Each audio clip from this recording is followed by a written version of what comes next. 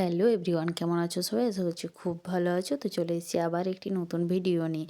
তো এই বোতলটি আমি রাস্তা থেকে কুড়িয়ে নিয়ে এসেছিলাম। এইরকম দুটো বোতল নিয়ে এসেছি। তো তোমরা বুঝতে পারছো আমি কি বানাবো। হ্যাঁ, আমি ফুলদানি বানাবো।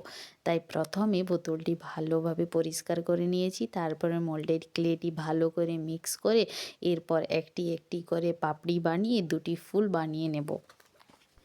এখানে আমি দুটো ফুলের সাথে দুটো ফুলের কড়ি ও চারটে পাতাও বানিয়ে নিব।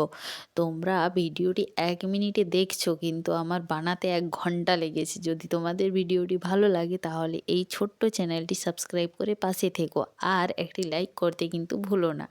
আর এই কাচের বোতলটা কীরকম হয়েছে তোমরা অবশ্যই কিন্তু কমেন্ট করে আমাকে জানিও। তো এখানে আমি প্রথমে চিট ব্যবহার করিনি, আমি সবার লাস্টে কিন্তু চিট ব্যবহার করেছি। তো তোমরা যদি চাও তাহলে প্রথমেই চিট ব্যবহার করতে পারো। তো তোমাদের কীরকম লেগেছে আমাকে কিন্তু জানাবে, আর এর কালারের ভিডিও নেক্সট পার্টে আসবে। তো তোমরা ভিডিওটি দেখে নাও।